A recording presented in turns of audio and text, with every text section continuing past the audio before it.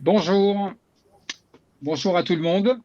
Bienvenue sur ce nouveau direct estival de Miroir Social, organisé cette fois avec le groupe Technologia sur le sujet de l'intelligence artificielle et sous le prisme du rapport de l'intelligence artificielle avec les représentants du personnel, les représentants des salariés, et de voir dans quelle mesure c'est le côté bénéfice-risque de ce dont on parle en matière d'IA, en quoi ça peut être un levier pour les représentants des salariés ou au contraire vu comme un risque de contournement, enfin bon bref, un risque et avec le sous-jacent un problème d'appropriation, un défaut d'appropriation.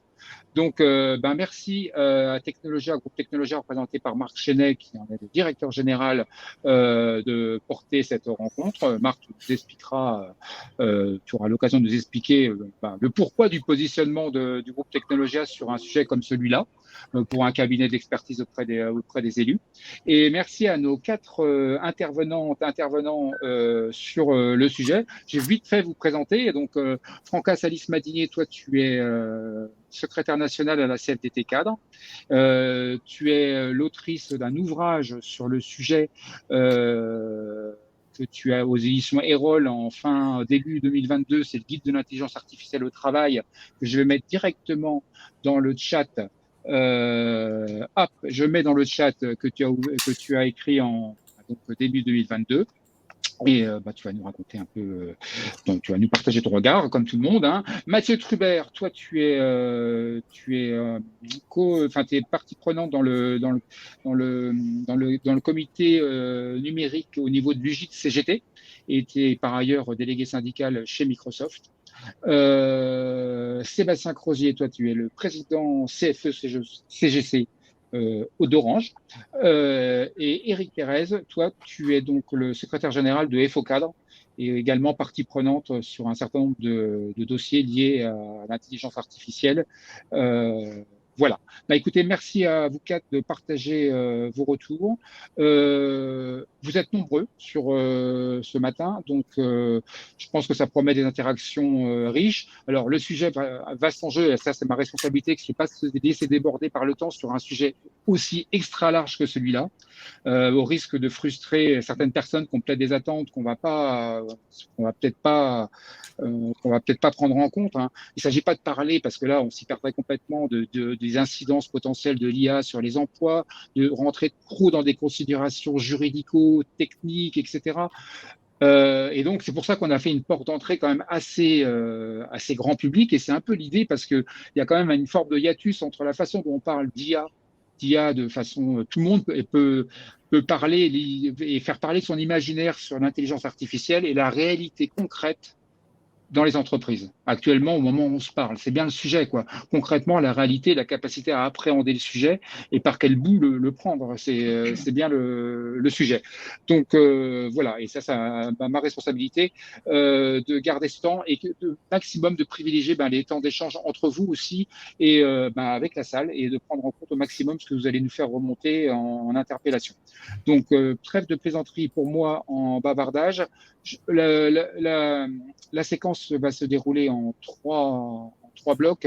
Le premier, on parle beaucoup de ChatGPT, d'intelligence artificielle générative, comme on dit, et consort. Hein. On va commencer par ça. Ça va être le gros morceau quelque part, parce que c'est ce qui interpelle le plus et qui permet de voir où on en est et le champ des possibles là-dessus.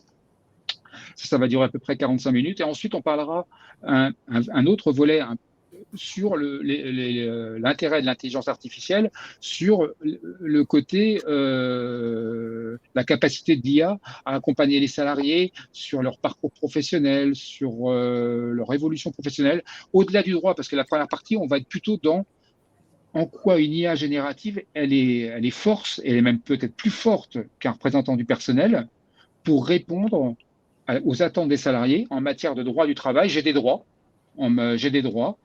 collectifs. Comment une IA est capable de me répondre de façon juste, rapide et pertinente, accessoirement, sur mes questions individuelles par rapport à ma situation en matière de droits. Des droits qui ont par ailleurs été négociés.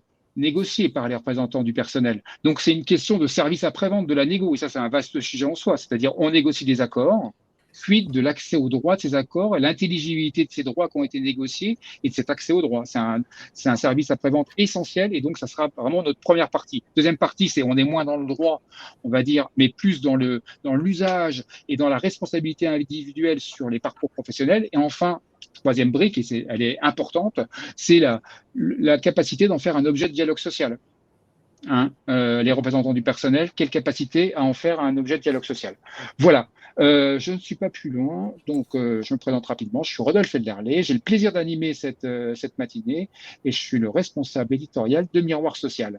Donc, on va commencer première partie avec toi, Franca Salis-Madinier. Donc, tu es secrétaire national à la CFDT Cadre, vous êtes bien impliqué sur le sujet, toi la première avec notamment l'ouvrage que j'ai mis en partage. Et si on peut commencer avec toi pour être bien dans le contexte et bien planter le décor, parce que la CFDT, là je parle de la Confédération CFDT, a été l'une des premières à marquer le territoire là-dessus, sur la capacité à vouloir répondre aux besoins des salariés en termes de réponse à leurs questions, avec un service qui a été monté il y a près de 10 ans maintenant, qui s'appelle Réponse à la carte, qui est réservé aux adhérents.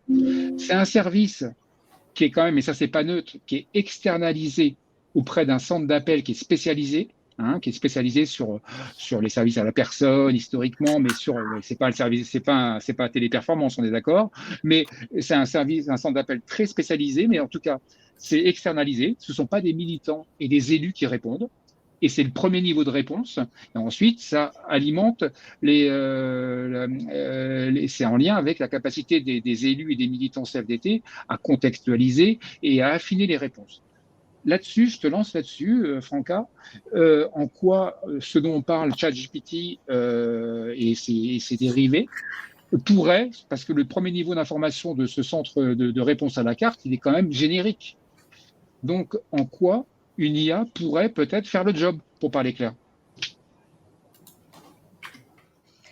Bonjour à tous et à toutes, merci pour l'organisation de ce débat. Et alors, je commencerai peut-être par quelques éléments dans un contexte où ChatGPT nous étonne, et on se dit waouh, elle peut faire plein de choses et d'une manière assez bluffante, rapide, etc. Juste quelques éléments quand même. Donc ça peut être un outil, certainement. Il faut savoir quand même que ChatGPT, les fonctionnements, c'est ramasser, aspirer toutes les données sur Internet et donc confectionner des réponses les plus pertinentes possibles à des questions. Il y a quand même dans le monde 7000 langues, mais l'utilisation de l'anglais sur Internet représente plus de 90%. Donc déjà une vision du monde, une culture qui est transmise, qui est quand même assez réduite ou réductrice. Deuxième chose, et ça c'est sur un contexte plus global, aujourd'hui avec les numériques, mais aussi les organisations du travail, on a quand même des personnes et des salariés, en l'occurrence, ou des travailleurs qui sont de plus en plus isolés. Il y a une fragilisation du contact humain.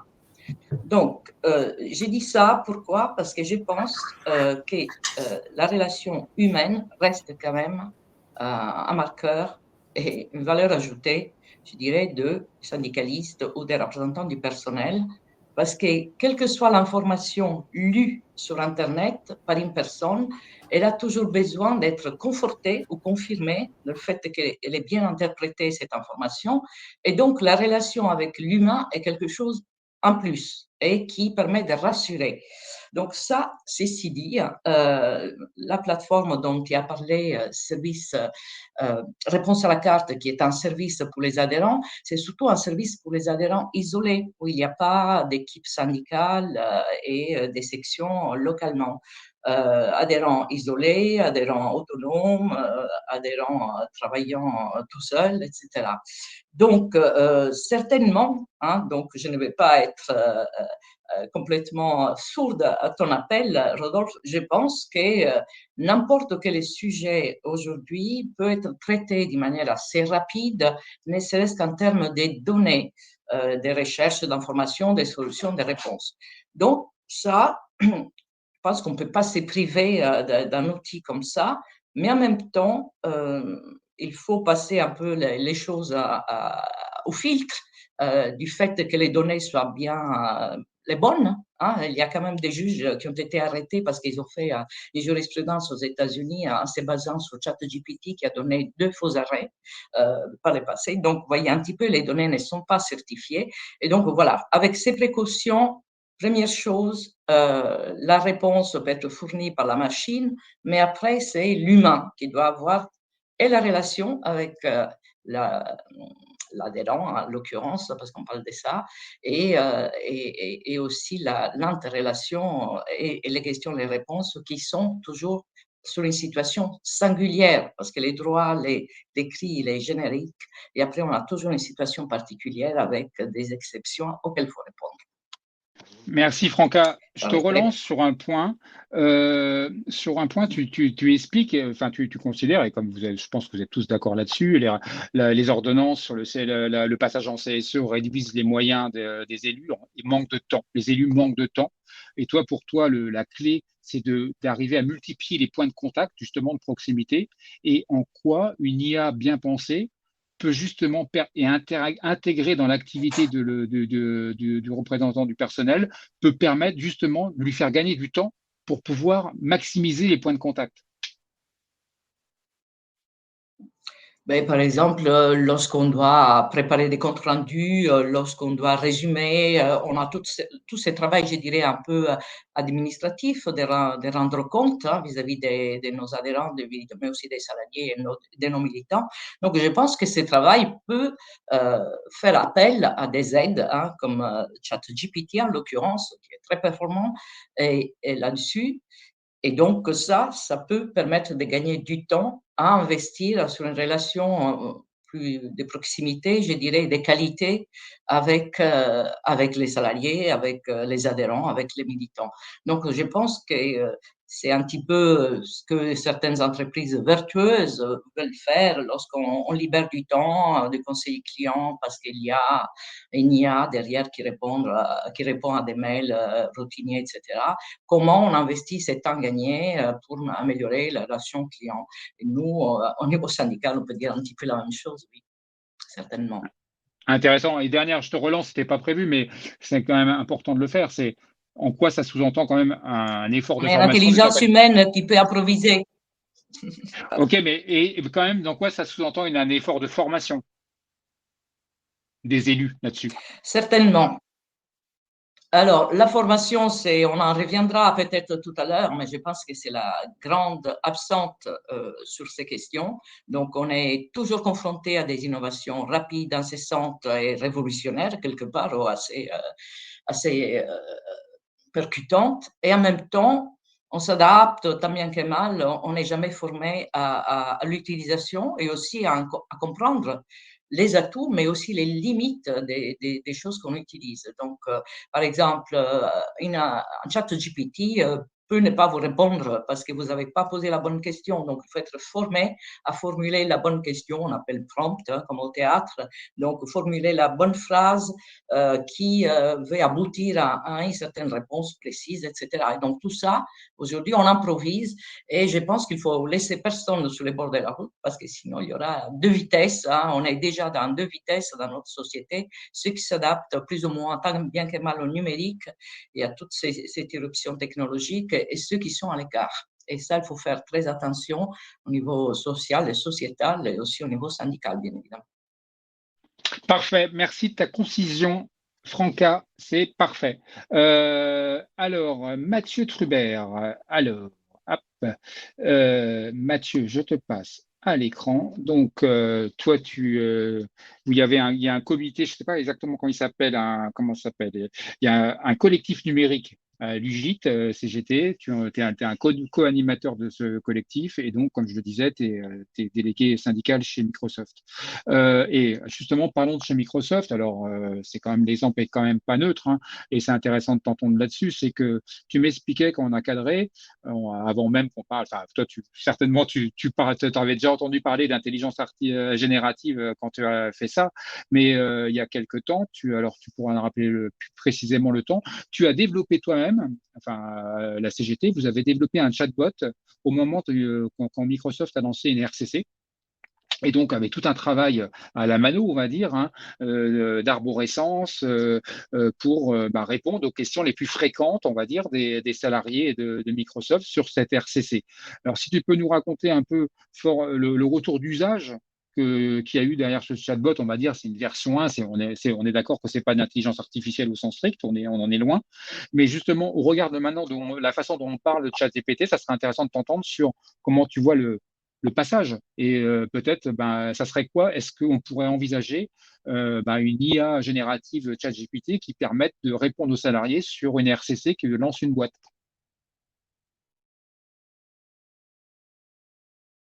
Ton micro.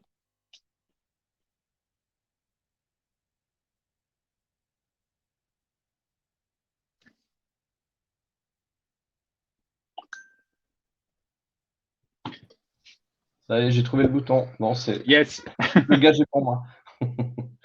Donc effectivement, on n'est pas parti sur une IA générative parce que dans le temps imparti, on n'avait pas le temps nécessaire, pour poser les choses correctement par rapport à ça. Effectivement, par rapport à la question initiale, bon, les réponses, elles sont toujours rapides évidemment. Est-ce qu'elles sont justes, sur le sujet de droit social, droit du travail? La justesse de l'information, elle est quand même relative au temps puisque le droit évolue. Elle est relative aux sources, si on est code du travail, accord d'entreprise, droit d'usage, accord de branche, et cetera. Et puis, il y a aussi une relativité de l'élasticité du droit, hein, avec la jurisprudence. Et le grand sujet, ça reste la personnalisation et ça, c'est probablement la plus grande difficulté puisque ça pose déjà la question du contexte. Donc nous, on est parti sur un chatbot, pas du tout intelligent, mais avec une structuration sur 2 points. Parce que l'objectif, c'était de pouvoir mettre à disposition à la fois une foire aux questions interactive sur les points clés de l'accord, parce qu'il y a forcément des points qui reviennent systématiquement dans les questions et qu'en général, les salariés n'ont pas le temps de lire l'accord et puis il y a un certain verbiage aussi. Et le deuxième point, c'était de pouvoir offrir une simulation de parcours en fonction de son projet, donc que ce soit une reconversion, une création d'entreprise, un départ en retraite ou autre. Et donc avec 2 objectifs, déjà réduire le volume de demandes entrantes et donc le temps à y consacrer parce que, ça devenait, extrêmement chronophage et j'avais l'impression d'être un peu le SAV de la RCC. Et le deuxième objectif, c'était de pouvoir passer plus de temps, donc justement sur l'accompagnement personnalisé, et les cas particuliers. Et donc, sans savoir ni qui ni à propos de quoi, ça là-dessus, j'ai pas de statistiques, mais en tout cas, le nombre de sessions utilisateurs correspond à peu près au tiers du nombre de salariés qui étaient concernés par la RCC et quasi 100% du nombre de candidatures finales. Et ce qui est intéressant, c'est que la répartition chronologique de ces sessions utilisateurs, c'est environ 80% dans les premiers jours après mise à disposition du chatbot et ensuite à peu près 20% étalés jusqu'à la fin de période de volontariat. Et alors, après mise à disposition, est-ce que donc finalement les objectifs ont été atteints? Alors le volume de demandes entrantes, il a un peu diminué, mais pas des masses. Mais par contre, on est quand même passé de demandes très générales à des demandes beaucoup plus qualifiées, beaucoup plus ciblées. Et donc là, le côté personnalisation et cas particulier était quand même atteint. Rappelle-nous, c'est en quelle année? C'était quand ça? Et ben, c'était en mai 2023, donc il y a juste, Ah ouais, c'est tout neuf. Ah ouais, ok, oui, d'accord. oui, ouais, ouais, tout Ouais, à fait. ok, très bien. Et les salariés n'ont pas, enfin, je me permets, tu as commencé à embrayer là-dessus, mais on parlait donc déjà même dans le grand public, enfin grand public chez Microsoft, vous êtes quand même peut-être en avance de phase là-dessus, encore que, mais on parlait déjà largement de ChatGPT, des IA génératives. Ils n'ont pas trouvé ça complètement old style, et en vous posant la question, pourquoi pas Non, parce que on était quand même sur un périmètre assez restreint. On est Alors, certes, l'IA générative, c'est ce qu'on appelle une IA étroite, mais le champ d'application est quand même relativement large. Là, on était quand même sur quelque chose de très restreint et toujours dans cette volonté aussi d'avoir juste un premier niveau de réponse, et d'embrayer quelque part après sur une relation plus personnelle et conserver absolument cette relation personnelle avec les représentants. Ok. Et retour sur investissement, il y a pas photo. Pour toi, c'était bon, là. Oui, on aurait pu Ouais. s'en passer, mais ça voulait dire passer 100% du temps, sur, ces questions-là et 100% d'un temps qu'on n'a pas finalement parce que les autres sujets Ouais, clairement. continuent de se dérouler dans le calendrier déjà prévu au départ. Ok, d'accord. Alors, De façon plus large, à la RCC, est-ce que tu as une vue sur la capacité d'une IA générative? Parce que, bon, je crois comprendre, je suis vraiment un béotien là-dessus, hein. Moi, je vois que la partie émergée avec ChatGPT, mais a priori, il y a plein de déclinaisons, etc. La capacité d'une IA générative, on va dire, à taper dans les accords, la base Légifrance, par exemple, qui agrège l'ensemble des accords d'entreprise qui remontent au DRETS. Quid de la faisabilité de ça? Est-ce qu'il y a pas tu me parlais peut-être d'un projet là-dessus, mais en attendant, ce qu'on me dit, moi, c'est quelqu'un, une élue CFE de Michelin qui me rapportait ça. A priori, actuellement, ChatGPT ne tape pas dans les Légifrance. Il y a une requête, ça tape pas dedans. Donc, c'est quoi la faisabilité? Ça serait quoi le champ des possibles là-dessus? Alors, j'ai beaucoup joué avec ChatGPT, mais j'avoue que j'ai jamais pensé à essayer de taper sur les Légifrance. Mais alors, je ne sais pas où je l'ai entendu, je m'en souviens plus. Je sais plus si c'est à l'INTEF mais je crois me souvenir qu'il y a un projet en cours, ou en tout cas en cours d'étude par rapport à ça, parce qu'effectivement, la question se pose, c'est très pertinent. Et ce qui est intéressant, c'est que l'analyse synthèse d'accords d'entreprise et voire même le cran au-dessus, la comparaison d'un accord donné, potentiellement en cours de négo, sur un sujet donné, par exemple le télétravail, par rapport à un panel d'accords, c'est déjà un exercice auquel se livrent, alors humainement et manuellement, de nombreux cabinets d'expertise. Et évidemment, c'est un exercice qui est très intéressant, extrêmement fastidieux, je trouve. Et chose intéressante, c'est que ça pose déjà et très logiquement la question du contexte que j'évoquais précédemment, puisque par manque de contexte, dans ces analyses comparaisons, il y a des éléments qui peuvent ressortir manquants ou en deçà du panel, alors qu'en fait, dans certains cas, c'est juste que soit la population de l'entreprise n'est pas du tout concernée, ou bien que ce point est déjà pris en compte dans un autre accord. Et alors ça, bon, par rapport au travail fait par un cabinet d'expertise, c'est tout à fait normal et compréhensible, hein, qu'on ait ces petits points-là qui peuvent apparaître comme des erreurs, mais qui n'en sont pas. Et pour moi, ça illustre vraiment ce principe fondamental, que cet exercice, ça doit rester un outil d'aide à la décision et pas un oracle décisionnaire. Et donc le principe de l'humain en contrôle, parce que justement, il a la possibilité de la prise de recul et de la confrontation au contexte, là en l'occurrence l'entreprise. Il y a un contexte apporté par les représentants des salariés. Absolument, au plus près du terrain, à la fois de l'entreprise elle-même et à la fois du salariat. Ouais. Ok. Mais pour autant, toi, tu vois quand même l'intérêt de creuser dans la capacité de l'outil à Oui. taper là-dedans et à restituer des résultats. Oui, parce que si on prend l'entièreté de Légifrance, on a quand même déjà une volumétrie de données qui est assez conséquente. Alors à nouveau, il faut pouvoir toiletter, trier. Il y a des choses qui sont obsolètes, il y a des choses qui vont devoir être replacées dans un contexte particulier.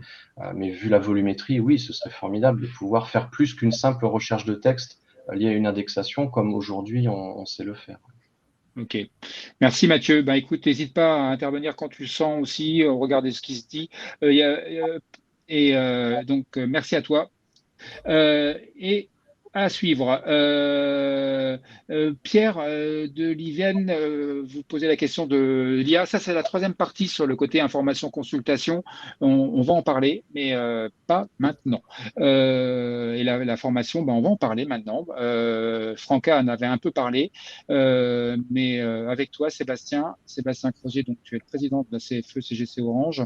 Et pour relayer sur ce que disait Mathieu, pour rebondir sur ce que disait Mathieu, toi, tu m'expliquais que le besoin, de toute façon, par rapport à une IA générative, on va dire générique, comme les ChatGPT, le besoin si on veut lui donner du sens sur le sujet qui nous intéresse, c'est-à-dire les relations sociales, les droits qui ont été négociés, le besoin de codifier pour lever, je reprends tes termes, lever les contradictions qui forcément vont apparaître, quoi.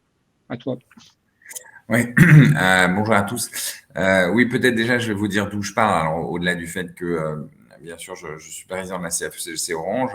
En fait, il se trouve que moi, j'ai fait mes études il y a une petite trentaine d'années dans le domaine de l'intelligence artificielle, à la fois dans une école d'ingénieur à Marne-la-Vallée et puis à l'Institut Karlsruhe en Allemagne.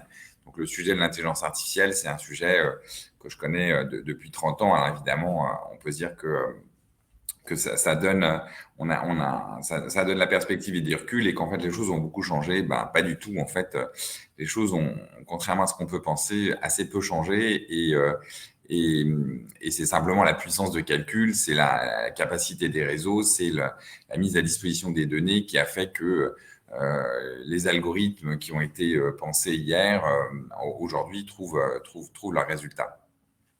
Ça, c'est déjà un point et c'est important pour tout le monde de comprendre qu'on n'a pas de rupture conceptuelle sur ce sujet. Le point qui est important, c'est que la difficulté auquel on est confronté, alors évidemment, tout le monde est en train de regarder ChatGPT, l'ensemble des acteurs qui s'intéressent au sujet sont en train de préparer d'autres types d'outils d'intelligence artificielle générative, c'est-à-dire qui finalement génèrent une réponse construite et qui apparaît finalement en quelque sorte humaine. Les difficultés quand même auxquelles on est confronté, elles sont d'abord la nature des données qui alimentent la capacité de l'outil à donner une réponse pertinente. Et ça, c'est un vrai sujet. C'est-à-dire que, à la fois, tout à l'heure, Mathieu rappelait que, en fait, on a des tas de choses qui sont obsolètes, on a des tas d'informations qui sont erronées, on a des informations qui évoluent. Et donc, évidemment, quand on va piocher dans ces données, c'est très bien pour faire un devoir parce que on va évidemment avoir une sorte de dialectique ou avec un historique des décisions qui ont été prises sur tel ou tel sujet. Enfin, quand on a besoin d'une réponse, on n'a pas la réponse parce qu'on est obligé de réinterpréter de façon situationnelle où est-ce qu'on est. Donc ça, c'est quand même une vraie difficulté. De la même façon, quand on a un nombre d'informations qui est trop restreint, en fait, on n'a pas la capacité à obtenir quelque chose de pertinent. Alors bien sûr, pour comparer des accords sur un sujet, tout à l'heure, Mathieu parlait du télétravail, il n'y a pas de difficulté, on compare des accords de type télétravail. Enfin, dès qu'on se trouve dans un contexte un peu particulier, en fait, on cale parce qu'on n'a pas de données informationnelles suffisantes qui permettent de ressortir des cas analogues. Je vais vous donner un exemple. Moi, je travaille dans une entreprise qui s'appelle Orange. Alors, Orange, ça apparaît comme une entreprise très simple, oui, sauf qu'on a deux statuts. On a un statut fonctionnaire, on a un statut salarié de droit privé. Inutile de vous dire que dès qu'on pose une question, il mélange les deux statuts. Et donc, à la fin, on ne sait plus si les choses s'appliquent aux fonctionnaires ou aux salariés de droit privé. Et même quand on pose des questions, même quand on alimente avec les documents sont pas forcément toujours très, très explicites, les documents qu'on introduit. Et donc, à la fin, on a des sorties qui renvoient vers le code administratif ou de l'autre côté, ça renvoie vers le code civil ou le code du travail. Et on est complètement perdu sur la réponse qui est fournie parce que justement, on a un mélange qui fait que la situation particulière dans laquelle on trouve n'a pas d'équivalent, donc en fait n'a pas de capacité de restitution de façon intelligible et utile. Alors, évidemment, vous prenez un exemple de RCC, l'exemple de RCC qui était très intéressant. Je trouve que Orange Business Service en fait une RCC, quand on essaye de savoir comment on fait un parallélisme des formes entre salarié de droit privé et fonctionnaire, ça ne se fait pas, ça n'existe pas. Vous pouvez poser toutes les questions que vous voulez, vous n'aurez aucune réponse cohérente, intelligible, qui existe sur le marché. Donc ça, c'est déjà en fait les limites. Et donc, ça oblige, en tous les cas, dans des contextes où on veut utiliser des documents à caractère très spécifique, les injecter dans le système d'information, enrichir la base documentaire sur laquelle travaillent des outils comme ChatGPT, on est obligé en fait de faire une forme de codification et de réécriture intelligible pour que en fait le système puisse arriver à agréger des données qui retrouvent une cohérence. C'est-à-dire que si on a un accord, on est obligé en fait de réécrire l'accord deux fois, une fois pour les salariés de droit privé, une fois pour les fonctionnaires.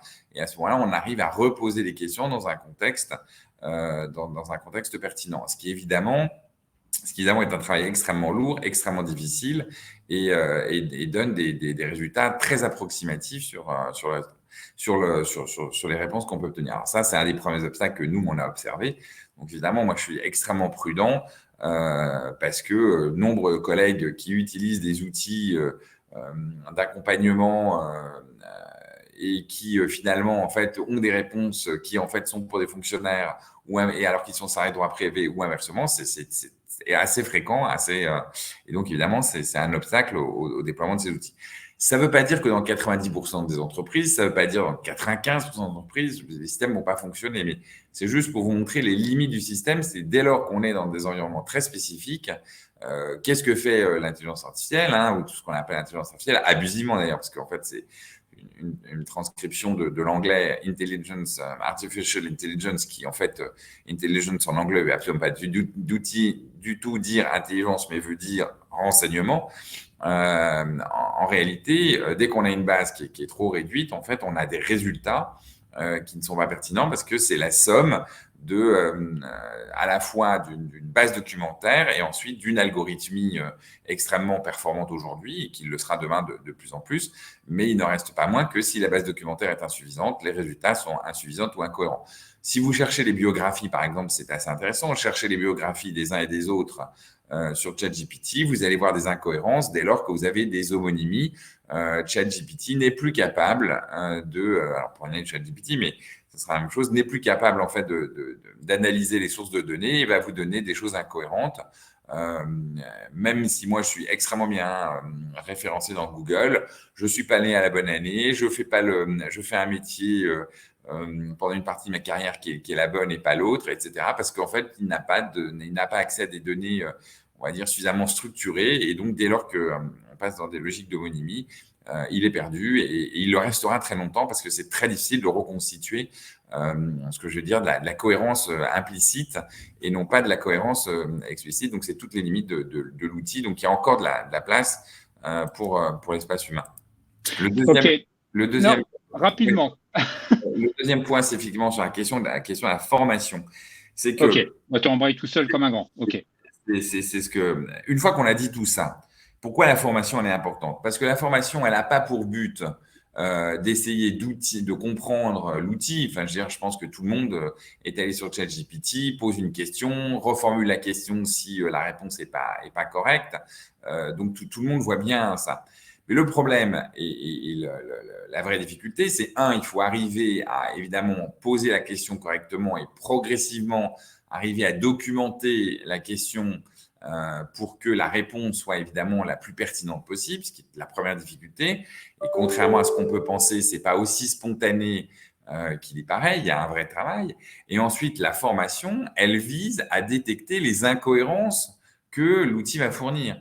Vous prenez une machine à calculer, c'est quelque chose qui est arrivé il y a moins de 50 ans, la machine à calculer, quand elle était introduite.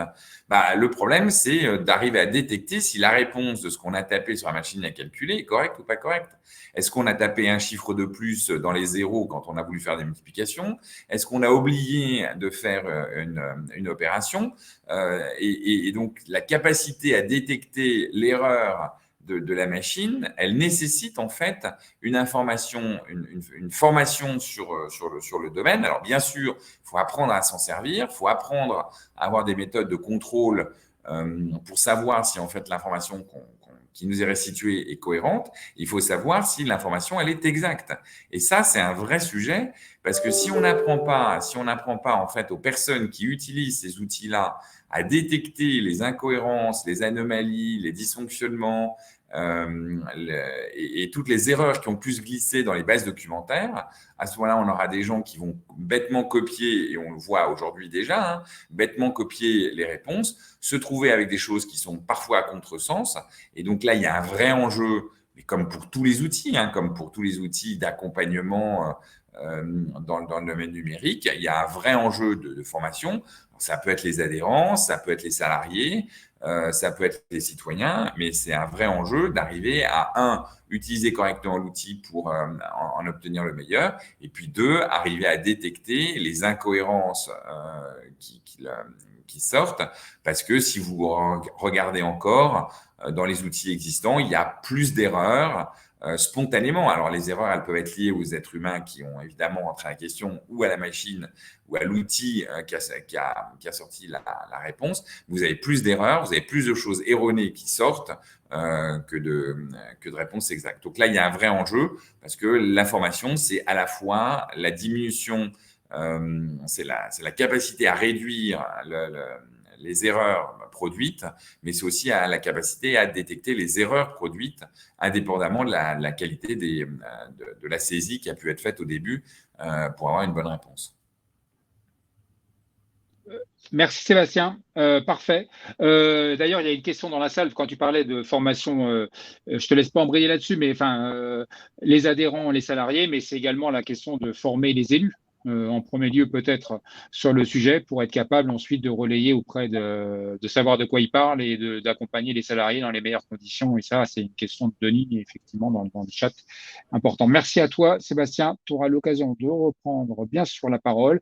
Quand vous voyez des choses qui vous interpellent, hein, ça vaut pour tout le monde, hein, n'hésitez pas, hein, sentez-vous à l'aise.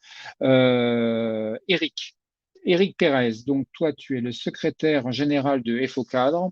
Alors, c'est intéressant avec toi, tu as une expertise de juriste, mais tu es sociologue de formation, hein, si je ne me trompe pas. Ça peut être intéressant de t'entendre pour commencer sur le lien que tu fais, que je parlais tout à l'heure de bénéfice-risque. Et comment un outil par rapport à la notion même de représentant des salariés, ça veut bien dire ce que ça veut dire, représentant des salariés, un outil qui potentiellement va bypasser le représentant, qui va permettre aux salariés de bypasser le représentant pour avoir une réponse directe.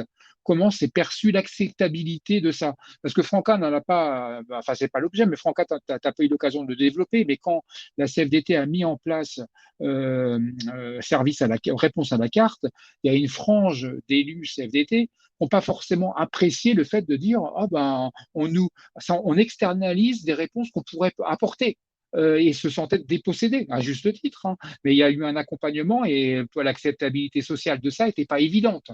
Donc, en termes d'acceptabilité sociale, Eric, ça donne quoi pour toi? Micro. Donc, je mets le micro, pardonnez-moi. Juste une correction, je suis pas juriste en tant que tel. J'ai été pendant très longtemps vice-président de la CNIL, commissaire, et j'ai notamment participé à la rédaction du pacte véhicules connectés sur le secteur de l'industrie, de l'énergie et le compteur d'ICDI. Donc, c'est surtout une approche sur les données, et notamment les données personnelles. On y reviendra sans doute, puisque dès lors qu'on parle de ChatGPT, qui n'est pas nouveau, là je reprends ce que dit le collègue de la CFE-CGC, c'est pas du tout nouveau, c'est surtout la collecte massive des données et des données à caractère personnel qui porte véritablement question, et notamment dans le domaine du travail, dès lors qu'on évoque la question de la gestion de talent, la gestion prévisionnelle des compétences, le suivi des salariés. Donc là, il y a un véritable enjeu. Alors, pour revenir sur la question de l'acceptabilité, ce qui est aujourd'hui incontestable, c'est que de toute façon, l'introduction de ces nouvelles technologies, qui n'en sont plus des nouvelles, mais en tout cas l'intelligence artificielle, l'usage qui peut en être fait dans les entreprises, même si parfois ça ne relève absolument pas de l'intelligence artificielle. Il y a une sorte de buzzword où on veut dire qu'on fait de l'intelligence artificielle alors qu'on est tout simplement avec un système de collecte ou d'automatisation de données.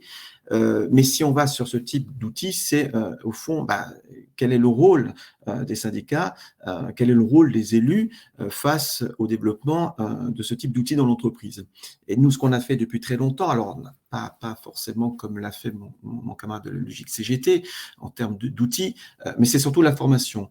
C'est-à-dire que la question n'est pas d'entrer dans une nouvelle forme de ludisme, néoludisme, en disant on n'en veut pas, c'est quelles sont les finalités qui sont poursuivies par ce type d'outils.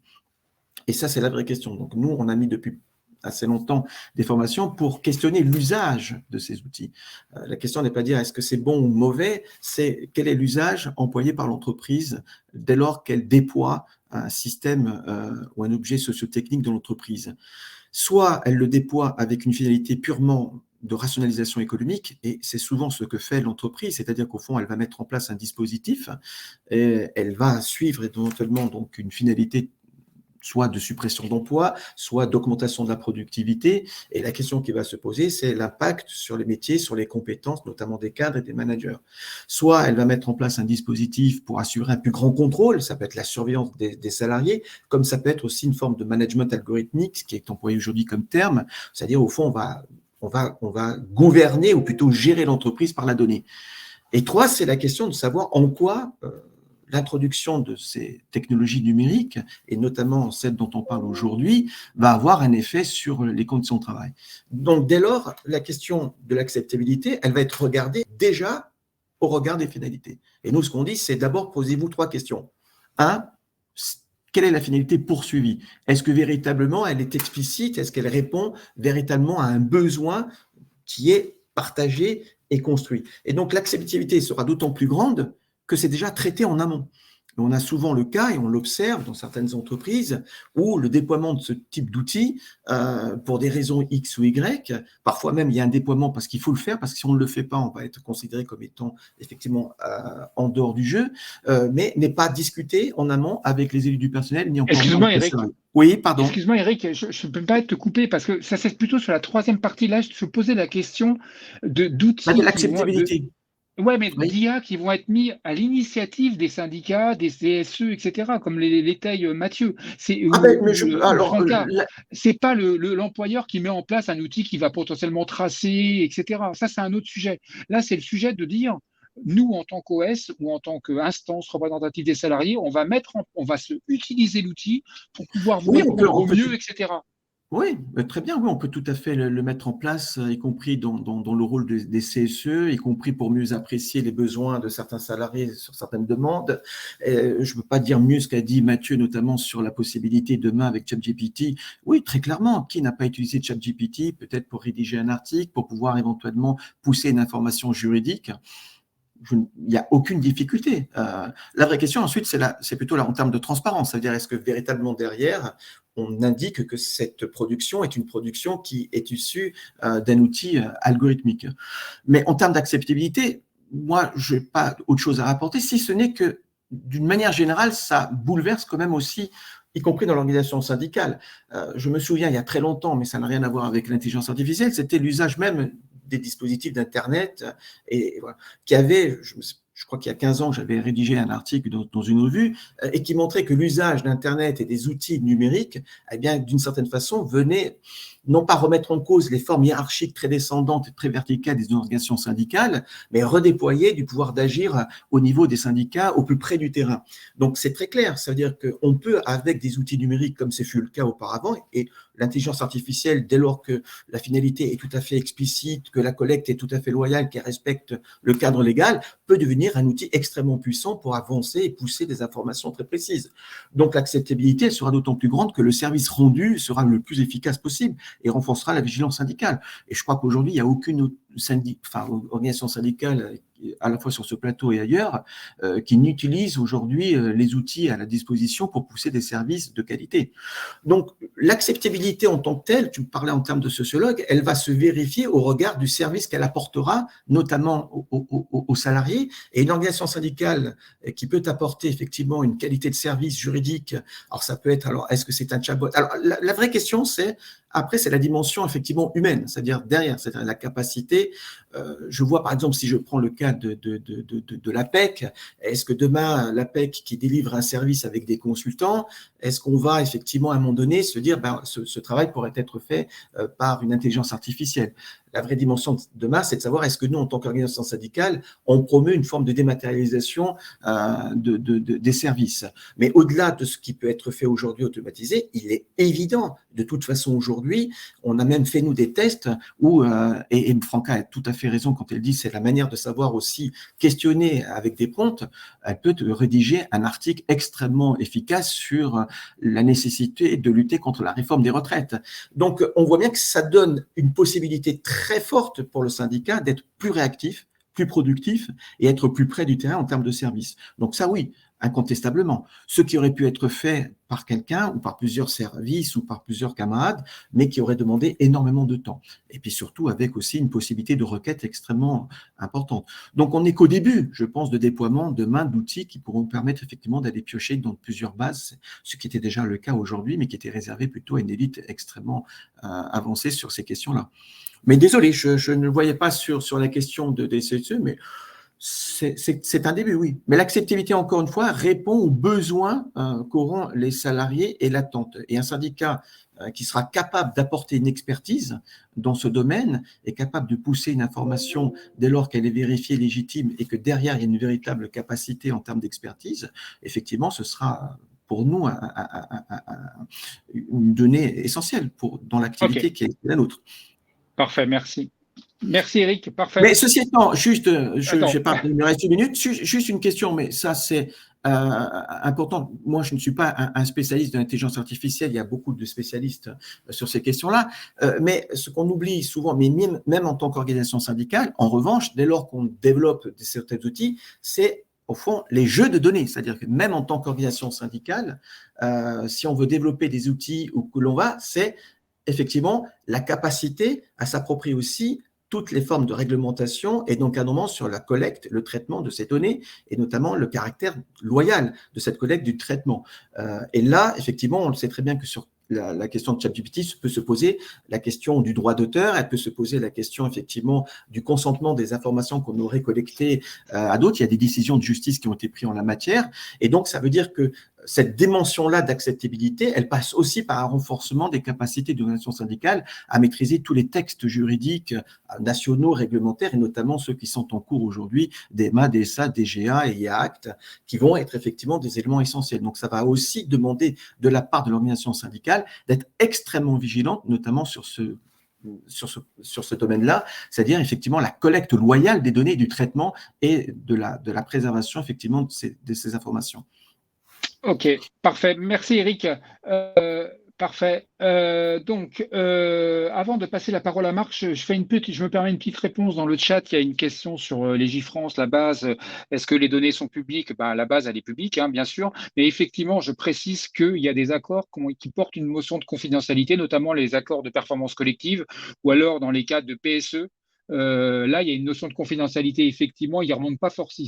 Ils sont pas mis dans. Il y en a, on en retrouve certains, mais normalement, ils n'ont pas à être dans la base Légifrance, un accord de performance collective, parce que il va vous décrire la situation de la boîte avec ses marges, etc. Des informations qui exposent notamment au droit commercial, etc. Et donc, il y a une notion. Voilà, je me permets cet aparté et cette précision peut-être. Marc. À toi la parole. Donc, c'est vous qui portez cette rencontre, le groupe Technologia.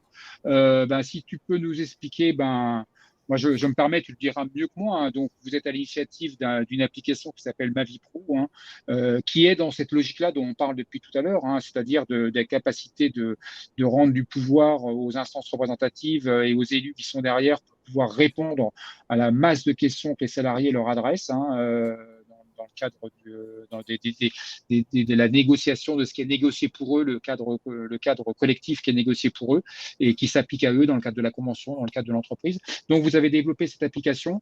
Maintenant, avant qu'on parle des DIA, et ça sera intéressant de voir ce travail sous-jacent que vous avez déjà fait et le lien que vous faites maintenant avec l'IA et la capacité d'IA d'intégrer ça. À toi la parole, Marc.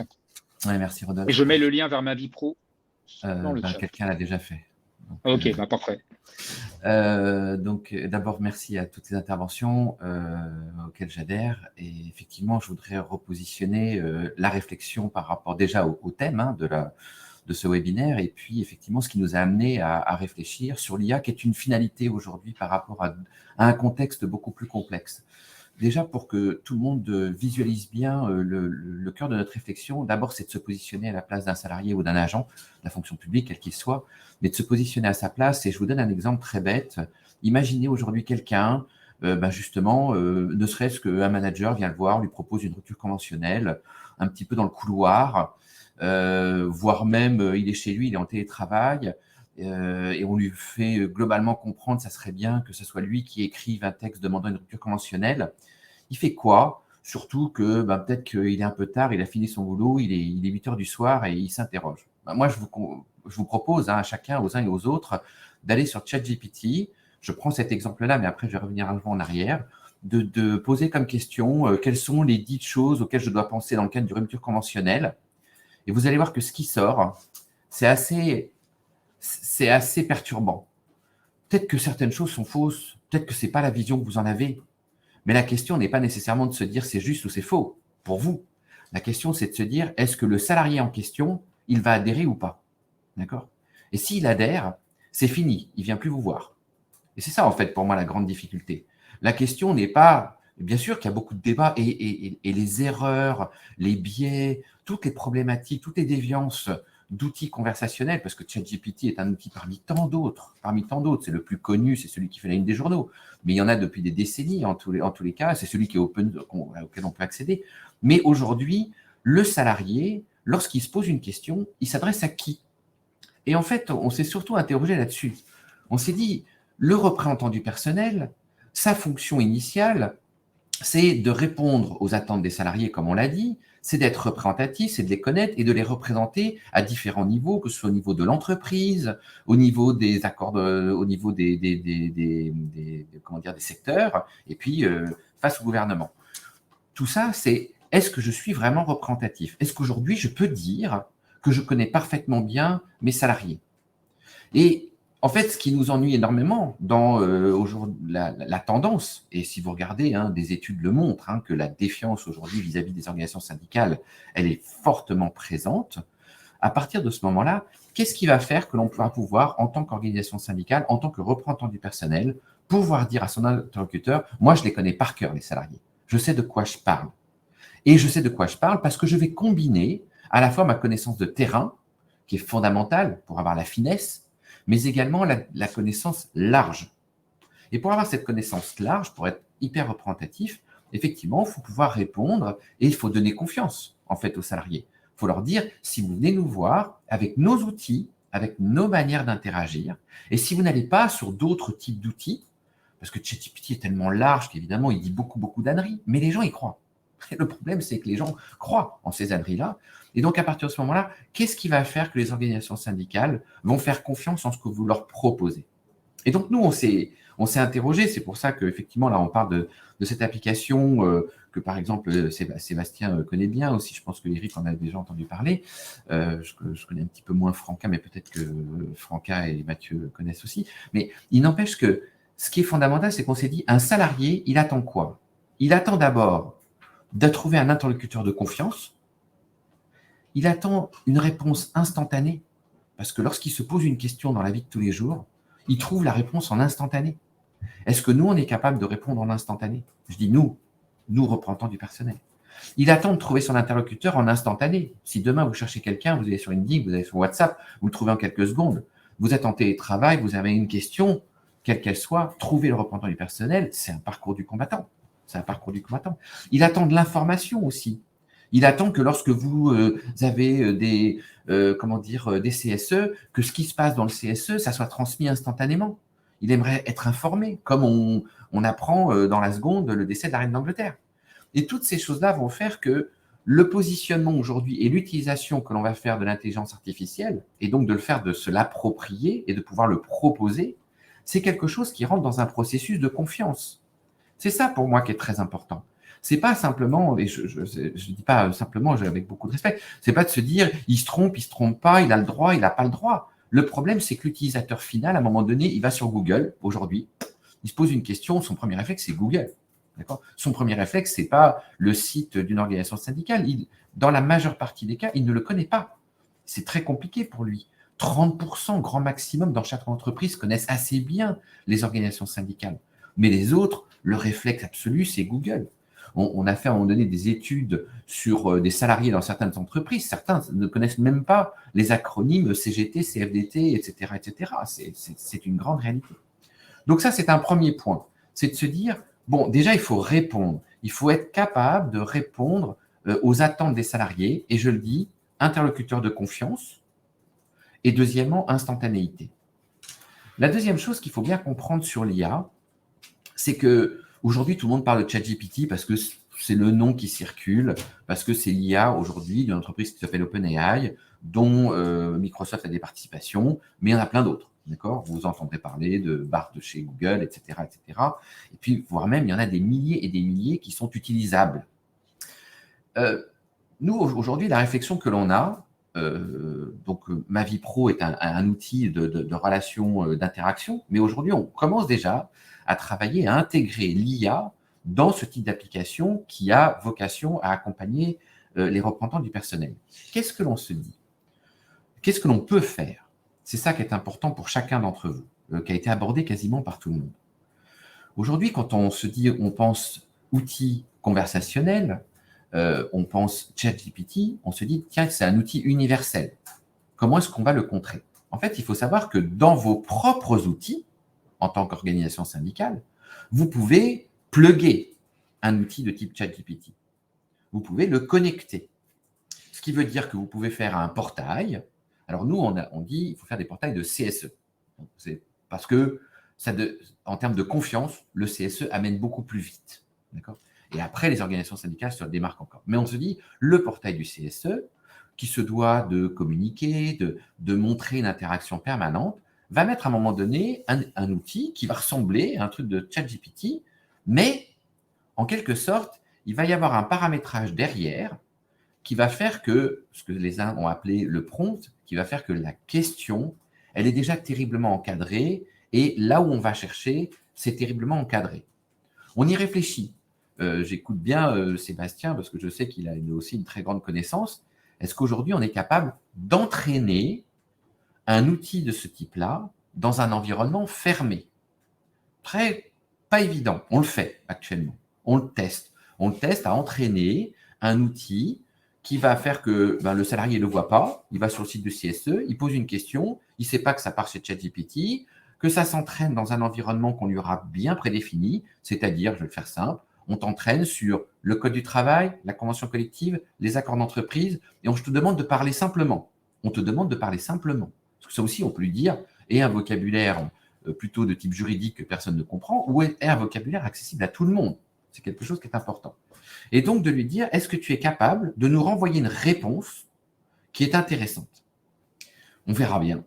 Parce que bon, l'intelligence artificielle, on ne va pas développer, mais c'est une grosse sacrée nébuleuse et c'est loin d'être universel. Hein. On n'est pas encore, pour répondre aussi à ce qui a été dit, c'est comme si on se dit, je veux monter sur la Lune, et aujourd'hui, ChatGPT, si je suis monté en haut de l'arbre et je me suis rapproché de la Lune, hein, c'est peut-être, on n'en est peut-être pas plus haut que ça.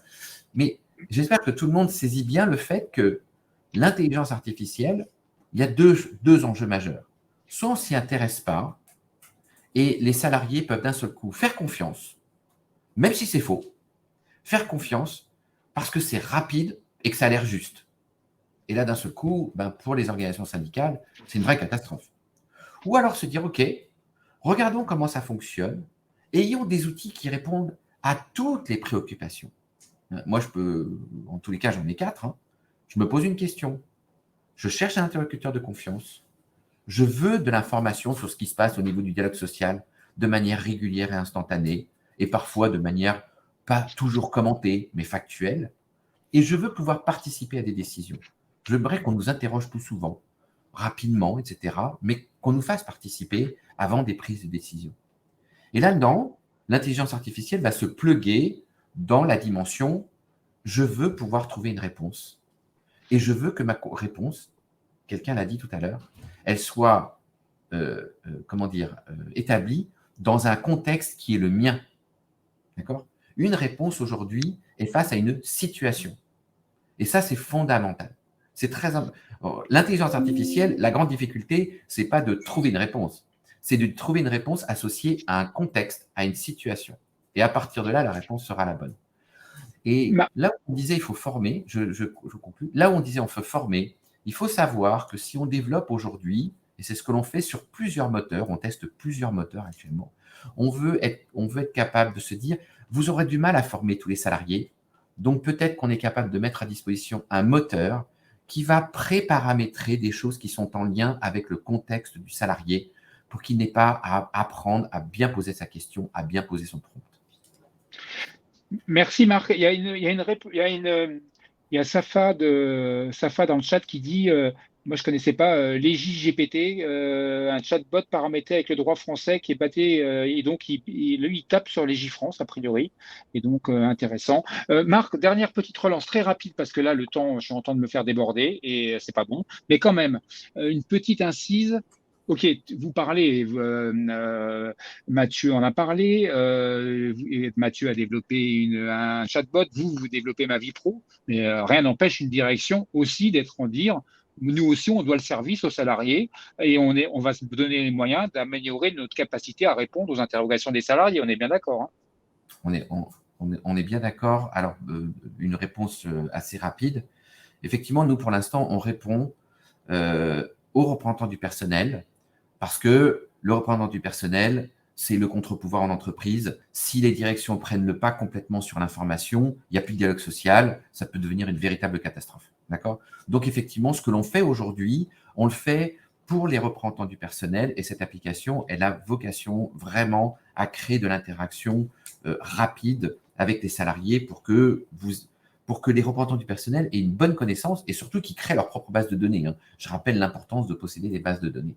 Une direction aujourd'hui, je vais vous donner une petite anecdote. La première fois où on a rencontré des dirigeants et qu'on parlait de ce type d'outils, ils nous disaient mais ça va être une catastrophe, ça veut dire que tous les salariés vont être au courant de tout et donc ça va créer une flopée de contentieux. Bien sûr, parce que quand on fait des accords extrêmement complexes, on peut se dire, tiens, mais ils ne vont pas connaître le détail du détail, et bon, finalement, ça crée un peu moins de contentieux. Oui, mais maintenant, dans un monde de grande transparence, tout le monde va devoir être parfaitement bien informé de ses droits, et quels qu'ils soient, d'être bien informé de ce qui se passe, et que ça ne passe pas que par certains canaux avec certaines formes d'information. Et là, ce que je me dis, c'est qu'il est très important que les organisations syndicales accélèrent très fort, en fait, et prennent le devant. Parce que vous avez un atout fondamental que la direction ne possède pas et que vous pouvez développer. Même si aujourd'hui, attention, la confiance envers les organisations syndicales, c'est 36% dans une étude de l'IFOP qui est préalable à la réforme des retraites, mais c'est 36% la confiance affichée. Mais il n'empêche que vous resterez toujours un interlocuteur de confiance certainement supérieur à un interlocuteur de direction. Et à partir de ce moment-là, si vous développez des outils interactifs qui répondent aux attentes, je dis la capacité à donner une réponse juste et instantanée, alors naturellement, vous reprendrez le dessus. Ça, j'en suis profondément convaincu.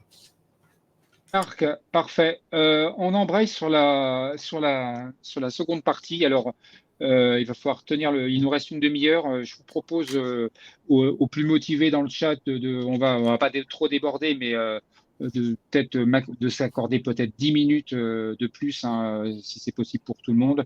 Et comme ça, les motivés auront quand même les 3 séquences promis. Donc, on passe à une deuxième séquence. On n'est plus sur le droit là, mais sur parcours professionnel, ma trajectoire, comment ma capacité à évoluer professionnellement dans mon entreprise ou ailleurs. Et Sébastien, je te lance là-dessus. Rodolphe, j'interviens parce que je vois la question de Hugues là. Et sur la question de passer par les réseaux de l'entreprise, il faut savoir que vous pouvez tout à fait développer, et c'est ce qu'on a fait en tous les cas avec cette application, développer des outils qui ne passent pas par les réseaux de l'entreprise. Et ça vous donne beaucoup, beaucoup d'indépendance. J'ai répondu, je laisse la parole. Pardon, excuse-moi de t'avoir interrompu. Non, pas de problème. N'hésitez pas aussi, ça vaut pour tout le monde. Quand vous voyez des choses, c'est le plus important. Au-delà du fil que je vous propose de rebondir, n'hésitez pas. Sébastien, alors rapidement, rapidement, mais en tenant vraiment le délai et en étant très clair sur toi, la CFE, CGC Orange, vous êtes la première OS chez Orange. Et il y a 2 ans, vous avez investi, vous payez pour ça, une licence auprès de Assess First, une boîte française, une belle entreprise française qui s'est largement développée à l'international et qui propose, sur la base d'IA, des tests, des profils psychologiques, cognitifs, et qui permet, en fonction de moi, mon métier, le test cognitif que je vais faire, de me projeter sur ce que je pourrais faire à telle échéance, etc., en comparant par rapport à une base de plus de 2 millions de profils. Toi, tu considères que c'est de l'IA. Vous le testez, vous le proposez aux élus, à l'ensemble des élus et adhérents CFE. Ça donne quoi? Pour quel usage et quelle valeur d'usage? Oui, alors le principe est en fait assez simple, c'est-à-dire c'est un test de 45 minutes que vous avez tous fait, avec un certain nombre de questions sur vos motivations, ce qui vous intéresse dans la vie, alors avec des systèmes croisés, c'est pour ça qu'on dit test psychologique. J'aime pas beaucoup le terme, mais en tous les cas des tests de réaction, on va dire comportementale, avec aussi des exercices. Et donc tout ça en fait va déterminer en fait un profil de comportement et donc sur deux dimensions, une dimension de compétence et une dimension d'appétence. Jusque-là, rien de particulier, l'intelligence artificielle n'intervient pas et elle ne joue pas son rôle. En revanche, là où elle commence à intervenir, c'est évidemment dans la logique d'algorithmie et dans la logique de base de données. Pourquoi? Parce qu'en fait, dans cette base de données, il y a 2 millions de personnes qui ont en fait réalisé les mêmes tests et qui en fait permettent de déterminer un petit peu le profil type de chacun des 400 métiers qui sont répertoriés dans cette base. Alors évidemment, de nouveau, la question situationnelle n'est pas reflétée, mais ça permet en fait à chaque collaborateur, au-delà d'avoir une réponse sur son profil comportemental, son profil professionnel sur la dimension compétence et appétence. Attention, je ne parle pas d'expertise. La machine n'est pas capable d'évaluer si vous avez une maîtrise du droit, si vous avez une maîtrise de la comptabilité. Elle sait simplement si vous avez le profil psychologique pour faire du droit ou pour faire de la finance. En tous les cas, c'est le principe. Et en fait, cet outil, à la fin, vous donne bien sûr votre profil, votre capacité soit à être dans l'action ou plutôt dans la réflexion, à être en capacité de transgresser les règles établies ou au contraire de ne pas le faire.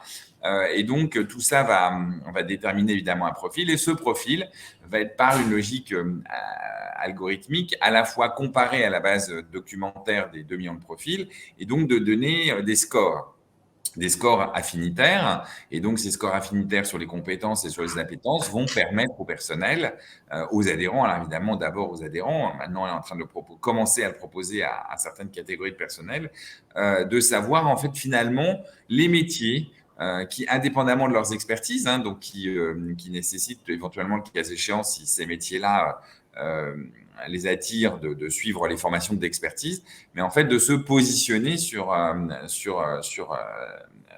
des nouveaux métiers auxquels ils n'auraient pas forcément songé. Donc évidemment, là, on a une révolution, une approche très, très, très novatrice, puisque en fait, on répond à un questionnaire.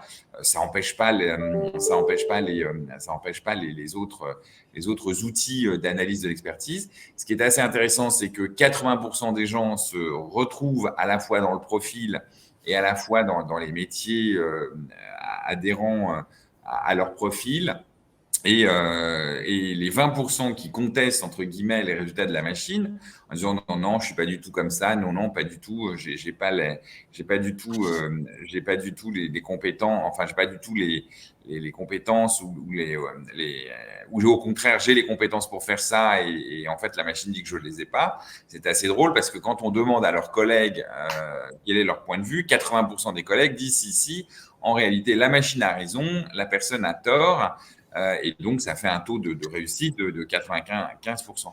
Mais ces types d'outils, évidemment, ils vont beaucoup plus loin parce que derrière, on fait des analyses croisées, on regarde la compatibilité des individus les uns avec les autres, de nouveau sur des bases documentaires qui ont analysé que les gens étaient en capacité de travailler en équipe.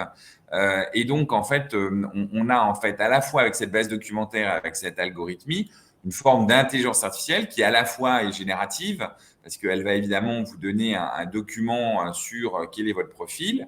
Et puis, elle est aussi intéressante, parce que c'est un outil qui, à la base, aussi sert de recrutement, permet en fait de déterminer s'il y a une compatibilité entre l'individu et le poste qui est proposé. Et donc, si c'est un petit peu, si c'est un usage un petit peu détourné, mais toujours valide, en fait, ça permet de dire à la personne, en fait, c'est plutôt ces métiers-là qui t'intéressent. Tu devrais avoir une petite réflexion et tu devrais y penser. Juste, moi, je vous donne mon exemple. Je l'ai fait avec moi-même. Enfin, je l'ai fait pour moi-même. Donc, bien sûr, ça m'a donné un profil. Bon, pas grand-chose de nouveau. Moi, je n'ai pas trouvé que j'avais à le contester. Et deuxième élément, on m'a dit, en fait, Sébastien, le meilleur métier que tu devrais faire dans la vie professionnelle, c'est Chief Data Officer. Donc, ça m'a fait sourire parce qu'effectivement, je me sens assez à l'aise dans ces métiers-là. Et donc, en fait, j'ai vu la pertinence de l'outil. Et puis derrière, ça permet en fait d'améliorer la qualité d'orientation à la fois des individus sur leur propre parcours. Ça permet aussi d'améliorer la qualité du recrutement, y compris à l'intérieur des représentants du personnel. Ça ne veut pas dire qu'on n'est pas obligé de travailler et d'apprendre avec la machine, parce que de nouveau, quand on cherche le profil représentant du personnel dans les 2 millions de profils, on ne les a pas, donc on est obligé de redéfinir un profil. On a 2 façons de le redéfinir, soit parce qu'on pense connaître les qualités qu'il faut avoir pour être représentant du personnel, et ça c'est très drôle parce que ça donne des catastrophes, ou sinon en fait qu'est-ce qu'on fait? On prend en fait la base de représentants du personnel qu'on a. Alors nous, il se trouve qu'on en a 800 chez Orange, donc c'est une base qui est assez conséquente. On leur fait passer le test, on regarde en fait quels sont leurs profils et on regarde en fait quels sont ceux qu'on considère comme étant ceux qui sont le plus à l'aise ou qui sont le plus performants dans leur fonction de représentation ou de tel type d'activité, puisque certains sont meilleurs dans la représentation de la direction, d'autres meilleurs dans la capacité à analyser des dossiers, d'autres meilleurs pour écrire. Donc, on les codifie un petit peu. Et rapidement, Sébastien, rapidement, parce que on a fait ça, on arrive à réidentifier en fait les profils des individus et à proposer aux individus, y compris aux adhérents, en fait, d'avoir plutôt une évolution à l'intérieur même de l'organisation syndicale, plutôt en tant que représentant face à la direction, ou plutôt de dossiers d'expertise, ou plutôt d'animation des collectifs. Et en fait, c'est des outils qui existent en fait et qui sont à la portée de notre, à la portée, je ne vais pas dire de tous, mais de presque tout le monde. Et de nouveau, ça renvoie aux questions qui sont, en fait, qui utilise ces outils? En fait, on a deux dimensions. Marc le rappelait. On a d'un côté les salariés qui vont utiliser cet outil et qui vont avoir une restitution immédiate de leur profil. Et puis après, on a ceux qui vont utiliser dans une situation, on va dire, de management, ou en tout cas de management fonctionnel, à défaut d'un management hiérarchique, ces outils-là pour mieux appréhender comment des individus peuvent se positionner dans des carrières, peuvent travailler entre eux. Et donc, on voit typiquement que ce type d'outils, on ne les appelle pas des outils d'intelligence artificielle, ce n'est pas du ChatGPT. Pour autant, en réalité, c'est exactement ça. C'est exactement ça, c'est-à-dire que ça utilise d'un côté des données et de l'autre côté des algorithmes. Et c'est quelque chose qui… Merci, Sébastien. Parfait, merci beaucoup. Excuse-moi de te couper un peu brutalement, mais le temps tourne et je ne même pas qu'on bypass pour le coup la troisième partie. Et simplement, je note que c'est quand même une OS, une organisation syndicale qui propose cet outil, qui est purement RH à la base, et donc c'est intéressant en soi. Et je te laisse répondre à Safa qui dit comment intervient cet outil dans l'élaboration des listes électorales. Donc, non, par écrit. Ah ouais, je vais répondre par écrit, oui, je vais répondre par écrit. Oui, mais c'est un vrai sujet, c'est une vraie bonne question. C'est un vrai sujet, mais on va le par écrit parce que sinon on se laisse, je me fais éclater. Mathieu, merci à toi Sébastien. Mathieu, pour embrayer sur ce que disait l'exemple de Sébastien, on en discutait ensemble. Alors c'est pas surprenant, enfin voilà, c'est un fait. Microsoft, vous faites partie de la convention collective de la métallurgie. La métallurgie a signé une nouvelle convention collective de branche et notamment qui impose à l'ensemble des entreprises de la branche de remettre à jour les fiches métiers avec un référentiel. Alors, je précise que la CGT n'a pas signé cette nouvelle convention collective parce que notamment cette nouvelle grille de classification ne prend pas en compte la notion d'expérience. Je pense que c'était le point saillant qui explique que vous n'avez pas signé, mais pour autant, vous étiez partie prenante, vous avez participé à la négo, etc., enfin, à la CGT. Et c'est intéressant de t'entendre pour toi, en tant que vu par un délégué syndical, le champ des possibles, alors que là, potentiellement, les données vont être assez propres, les fiches métiers vont être à jour. Ce qu'on pourrait faire pour permettre aux salariés de se projeter sur des évolutions professionnelles potentielles et la place que pourraient prendre les syndicats là-dedans. Alors, rapidement, mais… Je vais faire la variable d'ajustement. Non. Les fiches, c'est pas les fiches métiers, c'est des fiches emploi. Alors, on pourra pinailler à l'occasion sur la différence entre les deux, mais globalement, ce qu'il faut voir, c'est que pour beaucoup d'entreprises, notamment, c'est effectué parce que soit il y avait de grosses lacunes, soit parce que c'est l'occasion d'un bon toilettage, comme tu l'as dit, et souvent fait par des consultants extérieurs. Pour autant, on va rester dans le travail prescrit à cet endroit-là. Après, voilà, ce qui est important par rapport à ça, c'est d'avoir cette approche GPEC, gestion prévisionnelle des emplois et des compétences, et il y a une nécessité d'avoir un observatoire des métiers. Alors évidemment, cet observatoire, il doit être dynamique parce que la cartographie des métiers, elle peut être assez changeante, et notamment pour des raisons très simples. Aujourd'hui, le rythme des évolutions technologiques, on abordera là le sujet de l'industrie 4.0. Il y a quand même pas mal de groupes ou d'entreprises où les réorganisations peuvent être quasi annuelles et donc les métiers changer, parfois un tout petit peu, parfois beaucoup. Et puis, il faut toujours avoir ce suivi nécessaire entre la confrontation du travail prescrit et du travail réel. Et ça, c'est vraiment le point clé et notamment, pour moi, un des pivots sur cette notion de nouvelle classification. Ok, mais tu vois le champ de l'IA là-dessus? Le champ de l'IA. Alors, oui, parce que encore une fois, question de contexte, il y a des entreprises où il y a énormément de métiers différents et donc humainement, ça devient très difficile. N'oublions pas quand même que les ressources humaines, et a fortiori les ressources humaines de proximité, sont en général la 37e roue du carrosse dans les entreprises et qu'elles sont généralement pas staffées, elles sont en masse critique. Donc effectuer ce travail-là, soit on le fait par un consultant extérieur, mais à qui il va forcément manquer le contexte et la proximité, soit à ce moment-là, on va essayer de commencer à faire travailler un outil pour dégrossir le travail et pouvoir avoir déjà effectué cette première étape qui est quand même très chronophage et se plonger après sur la gestion des cas particuliers et notamment faire intervenir toutes les parties prenantes, le management de proximité, les représentants des salariés et les salariés eux-mêmes. Ok, mais que je comprenne bien, moi je comprenais que potentiellement quand ces fiches sont réalisées, et tu parlais de l'observatoire, il y aurait potentiellement un cadre où les OS pourraient être partie prenante sur le fait de dire on va permettre de rendre un service, on est dans cette logique aux salariés, de leur permettre de dire moi je suis telle classification, où est-ce que tu peux me prédire où je peux aller dans 3-4 ans en fonction des trajectoires des uns et des autres, et que les OS soient partie prenante dans l'histoire d'un service qui serait rendu aux salariés de la branche. Oui, parce que déjà, en général, les représentants du personnel sont quand même assez transverses, et les représentants syndicaux aussi. En général, ils ont quand même une ancienneté qui est plus élevée que le salarié lambda ou le RH lambda aussi. Donc, ils ont cette mémoire de l'entreprise, parce qu'on a parfois des cycles aussi dans l'évolution des métiers. Et donc cette gestion prévisionnelle des emplois et des compétences. Donc cette mémoire est quand même importante. Et puis ensuite, c'est une forme de co-construction qui permet d'arriver quand même à quelque chose qui va faciliter beaucoup l'accompagnement du changement quand il est nécessaire.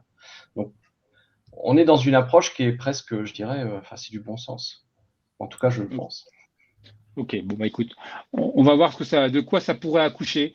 On est peut-être à la limite de la science-fiction, malheureusement, là. En tout cas, je pense que, et là aussi, on va mettre le doigt sur un point essentiel, la question de l'expérimentation. Je pense que on peut tester, c'est pas grave, on se trompe, finalement, c'était pas une bonne idée, c'est pas grave, on a essayé. Et on n'a pas brûlé les étapes pour mettre ça en prod, en pratique, avant d'avoir bien vérifié qu'on était dans les clous. Ok, parfait. Merci Mathieu. Franca va nous rejoindre. Normalement, je devais passer la parole à Franca, mais elle a un problème de connexion, donc elle va nous rejoindre. Eric, je te propose de relayer. On parle de Assess First, potentiellement de ce qui pourrait se greffer pour donner un peu plus de corps et de dynamisme à la notion de GEPP, GPEC, on l'appelle comme on veut. Franca revient, mais bon voilà, Franca, je laisse la main à Eric là-dessus. Alors, rapidement, parce que je suis désolé de vous dire à chaque fois ça, mais que la troisième partie, elle est importante, et là, notamment, tu as des choses à dire là-dessus, Eric. Mais rapidement, tu as quand même un point de vue sur les éditeurs de solutions RH, leur capacité à intégrer de l'IA là-dedans. Voilà. Très rapidement, ce qui est certain aujourd'hui, c'est qu'on est qu'au tout début. Et il est vrai que les éditeurs en outils RH aujourd'hui sont très inventifs dans le domaine de la cartographie, je dirais, des salariés.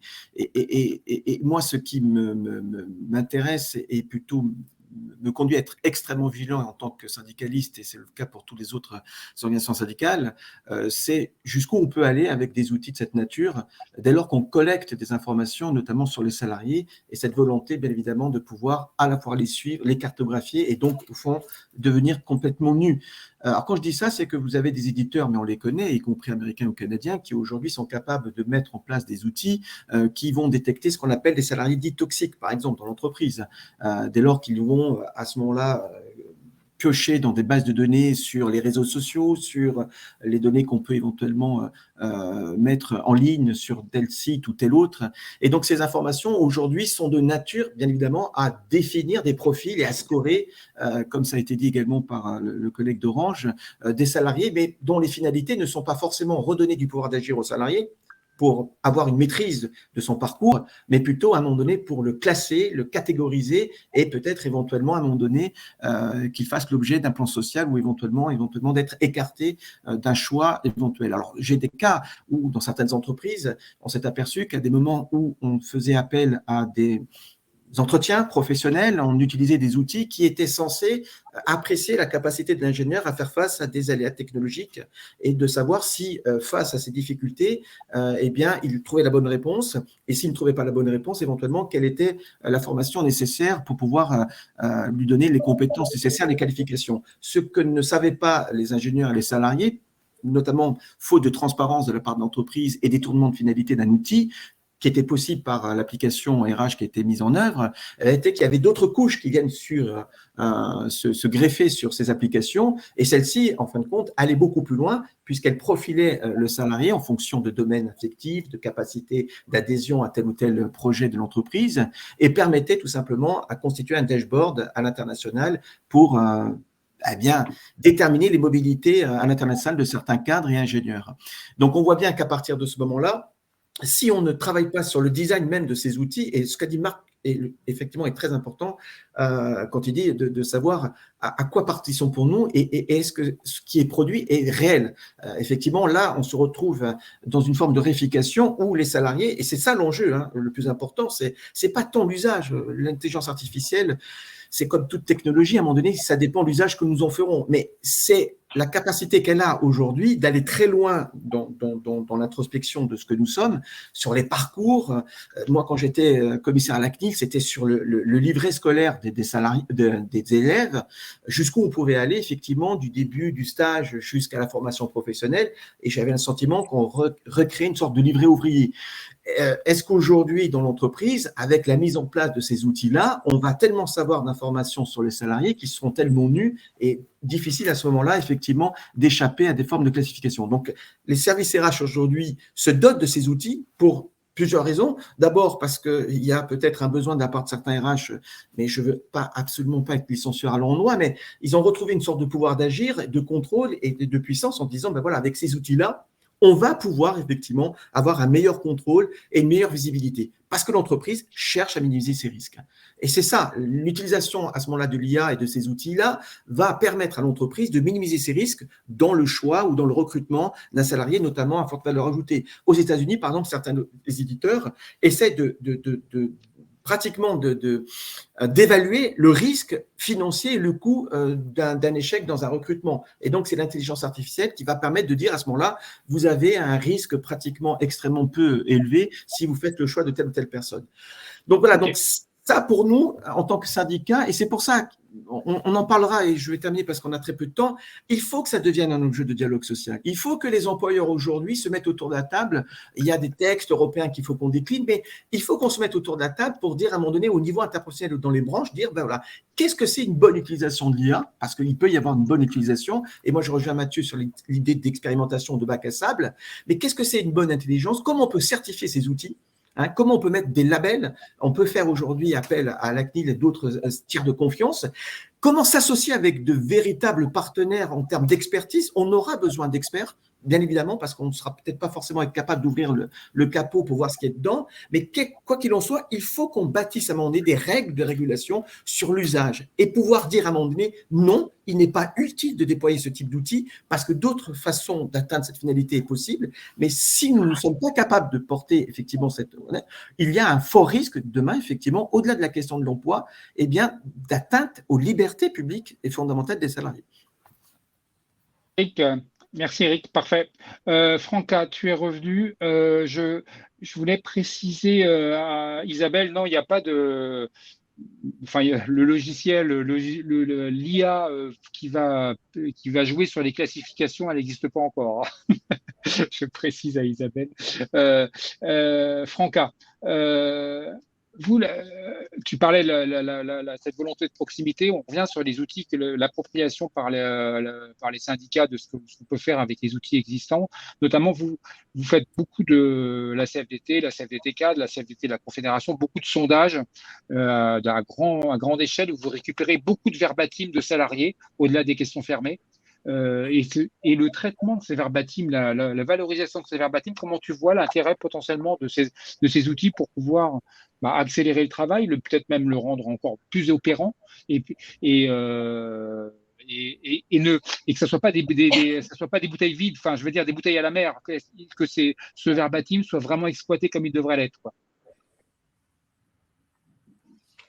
Oui, je voudrais, merci, j'ai eu du technostress parce que mon que de temps en temps m'abandonne au niveau du chargeur, et pardon, de la disparition. Ce que disait d'abord Mathieu Agostini sur une question, la perte des contacts avec les salariés, et deux, Marc des Technologies en disant seulement 36% des salariés connaissent les syndicats, même dans leur entreprise, et donc un manque de notoriété, de visibilité, une défiance. Alors bon, je fais une petite parenthèse, hein, il y a quand même eu depuis janvier un regain de confiance vis-à-vis des syndicats en général, hein, que nous ne pouvons pas nier, et qu'il y a eu aussi beaucoup d'effets dans les entreprises et dans les administrations, avec notamment pour la CFDT, mais aussi pour les autres organisations, beaucoup de nouvelles adhésions, etc. Donc, je pense que nous avons aujourd'hui un capital et qu'il faudrait bien l'exploiter. Je reviens aussi sur ce que je disais. Je précise que le caractère intersyndical a beaucoup aidé aussi. Oui, certainement. Et donc, un collègue de la CFDT posait une question à quand l'intersyndicale sur l'IA et sur des questions sur lesquelles nous partageons quand même pas mal de constats et aussi d'objectifs. Hein. Donc, je pense que, voilà, pas toujours jouer les concurrences. Et je disais aussi au départ, et je voudrais rappeler, un contexte aujourd'hui de plus en plus accru d'isolement des travailleurs par rapport à toutes les formes d'organisation, de travail et du numérique, et des fragilisations des relations humaines. Je mets ça en lien avec la question que tu me poses, Rodolphe, sur les sondages. Les sondages, les distributions des sondages peuvent avoir une pertinence justement parce que ça permet de reprendre un contact humain avec les hommes et les femmes qui sont dans une entreprise ou dans une autre organisation d'administration. Donc ça, pour nous, je pense que c'est quelque chose qu'il ne faut pas qu'on oublie. Et quand je dis ça, je prends l'exemple d'une négociation. Négociation, par exemple, sur les salaires. C'est à l'ordre du jour, sont souvent même préétablis dans les temps. Qui peut remplacer les négociateurs? L'intelligence artificielle. Je rappelle que l'intelligence artificielle, elle est reproductive, prescriptive, sans interaction directe avec les hommes et les femmes, et peu adaptable. Alors, tout le contraire d'un négociateur ou d'une négociatrice. Donc, il y a l'aspect contact avec les salariés. Je pense que les sondages est aussi un moyen. Naturellement, nous pouvons les moderniser et surtout, dans les traitements, nous pouvons nous faire aider par des outils d'intelligence artificielle parce que souvent, traiter les données, restituer assez rapidement les résultats d'un sondage, voilà, c'est tout ça qui manque peut-être aujourd'hui et qui peut être amélioré avec des technologies. Après, moi, j'ai dit, rien n'empêche que la méthode de dire, voilà, on a des négociations qui se présentent à l'horizon sur les salaires. On veut vous interroger sur votre salaire, vos attentes, vos ressentis, est-ce que vous pensez être bien payé, mal payé, etc. Et je vous donne des informations avant la négociation, pendant et après. Pour moi, ça reste une méthode de proximité qui ne peut pas être remplacée par aucune machine, par aucune machine.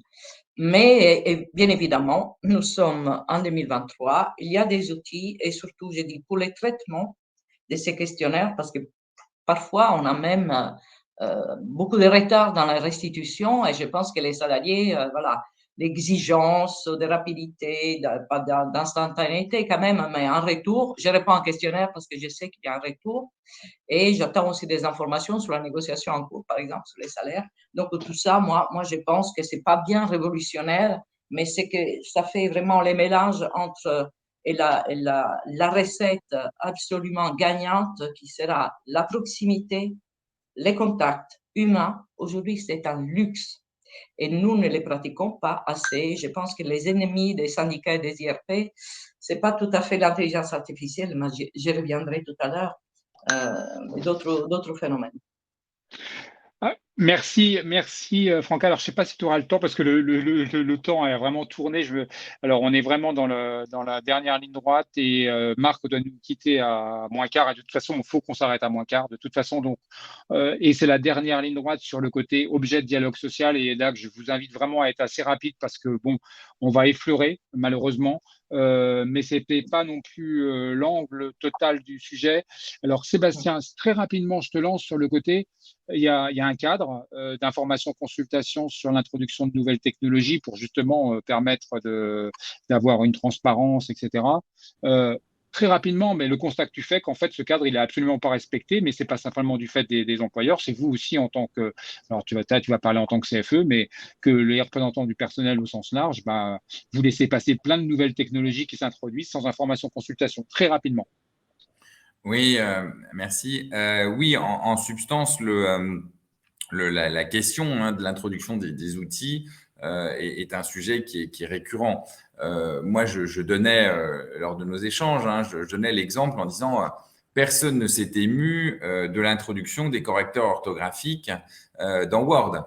Et pour autant, en fait, on a eu là une première introduction d'un outil qui finalement a modifié complètement la façon de travailler et qui a autonomisé les collaborateurs parce que aujourd'hui, maintenant, si on programme, si on met les options sur Word, avoir une lettre qui comporte des fautes d'orthographe est assez rare. Alors bien sûr, il y a quelques situations où le correcteur n'y arrive pas, mais c'est devenu extrêmement rare. Et donc, on a bien eu une modification extrêmement profonde puisque la qualité qui était de connaître l'orthographe n'existait plus. Donc, c'est-à-dire que les secrétariats n'existaient plus. Donc, c'est-à-dire qu'on a en fait transformé fondamentalement l'environnement de travail avec finalement une fonctionnalité qui est toute bête, toute simple. En fait, l'intelligence artificielle, c'est exactement la même chose. C'est-à-dire qu'en fait, elle se glisse partout, les algorithmes sont partout, les bases documentaires sont partout. Et donc, en fait, on les utilise sur l'ensemble des métiers, sur l'ensemble des activités. Et donc, en fait, le grand défaut, et je pense le grand défaut de vigilance que à la fois la direction a et à la fois les représentants ont, c'est qu'en fait, les phénomènes sont rampants. Et donc, parce que les phénomènes sont rampants, on n'a pas des vraies ruptures. Alors, de temps en temps, oui, il y a des outils qui bouleversent l'organisation du travail. Et donc là, on s'y arrête un instant. Mais en réalité, quand on regarde sur les 2 dernières décennies, on s'aperçoit que nos activités professionnelles ont été fortement impactées par l'utilisation d'outils. Alors évidemment, quand on a la pandémie et que tout le monde passe en visio, là, tout le monde s'intéresse aux conséquences de la visio. Excuse-moi de te couper, mais il faut vraiment être très rapide. Sur les autres outils, en fait, on n'a pas de sollicitation de la direction et on n'a pas non plus de la part des représentants du personnel des sollicitations parce que ce phénomène rampant n'est pas considéré comme visible. Là où en fait les élus et les représentants du personnel devraient un tout petit peu se mobiliser, c'est d'essayer de faire des points d'étape de façon régulière, on va dire tous les 5 ans, et de regarder à 5 ans tous les outils qui se sont introduits dans la vie des collaborateurs et qui ont modifié leur environnement de travail. Et ça, je pense que c'est quelque chose sur lequel on pourrait avoir une réflexion. L'accord sur le numérique chez Orange est de très mauvaise qualité à ce titre-là, mais justement, ça fait partie des sujets qui devraient être abordés de façon peut-être plus régulière, de façon plus offensive pour les élus CSE, de dire il y a 5 ans, nous étions dans tel environnement de travail. 5 ans après, les choses ont beaucoup bougé. Au final, en fait, tout ceci n'a pas été présenté et on a laissé des collègues au bord de la route. On a un déficit de formation et nous, on le voit par l'expression d'un simple élément, c'est que sur les outils numériques qui sont utilisés à l'intérieur de l'entreprise, on a une telle évolution et on a un tel défaut de prise en compte de l'apparition de ces outils que notre organisation syndicale organise tous les mois 1 heure de formation. Alors, formation est un bien grand mot parce que je ne veux pas galvauder, mais en tous les Non, cas, mais là, de découverte, je finis juste, Rodolphe, de découverte aux outils numériques basiques de l'entreprise. Tellement, en fait, on a eu des évolutions et tellement, en fait, on a mis sur le bord de la route toute une série d'acteurs. merci. Excusez-moi tous de vous couper un peu abruptement, mais là, je suis complètement débordé par le temps. Voilà, ça, c'est ce qui arrive. Franca, très rapidement, mais vraiment en 1 minute, parce que Marc doit nous quitter à 45 au maxi, et déjà, il joue les prolongations. Comme vous, dans la salle, vous êtes. Je suis désolé, mais on fera une repasse. Hein. Mais sur le déficit d'appropriation des élus. Franca, rapidement. Oui, bon, mon guide fait état de l'absence ou presque très grande carence, en tout cas en France, mais aussi ailleurs, du dialogue social sur cette question. Donc, il y a 8 questions que j'ai dit aux élus déposés dans ces guides. 8 questions sur l'intelligence artificielle, comment aborder les sujets avec des questions simples, parce qu'on n'est pas des mathématiciens. Il faut un peu démystifier les sujets. Et je pense que, et aujourd'hui, nous nous attelons aussi à la tâche, à la CFDT cadre, à part des formations. Justement, ça passe aussi par un guide, mais pas seulement. C'est des formations vraiment à s'approprier les sujets, surtout les enjeux, les questionnements qu'il faut se poser. Et donc, on doit y contribuer. Et je pense que les freins, aujourd'hui, sont de plusieurs ordres aussi. Des côtés de direction, il n'y a pas toujours une grande formation sur ces outils qui sont utilisés ou même insérés sans qu'ils ne soient toujours pas au courant, les DRH par exemple, et les représentants syndicaux non plus. Et donc, il faut pas que ça reste un vœu pieux. Si on veut changer, il faut former, bien évidemment, formation à ces enjeux, mais aussi, je dirais, la question de l'information consultation et du dialogue social. Il y a des freins qui sont aussi liés à cette appréhension du sujet, la peur de la perte d'emploi et des choses qu'on ne sait pas gérer parce qu'on parle d'algorithmes, etc. Et donc, il y a aussi un sujet important qu'on devrait exiger en tant que syndicaliste.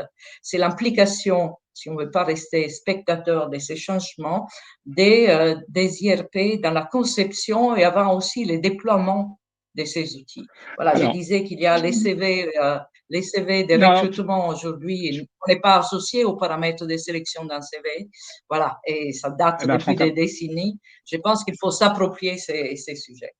Ok, merci. Excusez-moi de gesticuler comme ça quand je vois le temps passer, mais Eric, tu auras un petit mot de conclusion, mais il y a quand même enfin, je passe la parole à Mathieu parce qu'il a quand même quelque chose à dire qui est intéressant. Je dis pas qui est très concret, je veux dire, sur le fait que il y a eu en 2017, il y a une abrogation les ordonnances Macron ont abrogé la capacité dans le cadre de l'informa consultation à avoir justement, comme le disait Sébastien, un rendez-vous récurrent, un suivi, un droit de suivi et d'études d'impact sur les impacts, les nouvelles technologies. Chez Microsoft, vous avez l'exemple rapidement d'une information consultation avec expertise et avec groupe paritaire derrière.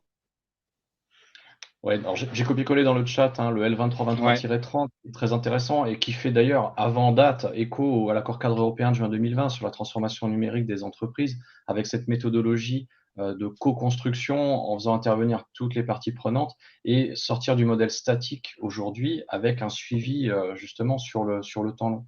Et alors ça, effectivement, oui, sur une introduction de nouvelles technologies, donc qui n'est pas forcément une technologie nouvelle, qui notamment permettait de s'intéresser à des paramètres liés à l'organisation du travail, comme l'amplitude horaire, la charge, la multiplicité des réunions, etc. On a eu information-consultation classique, expertise classique, remise d'avis classique, et en général, derrière les entreprises, elles vont sur merci pour tout, on met en prod et puis on n'en parle plus après.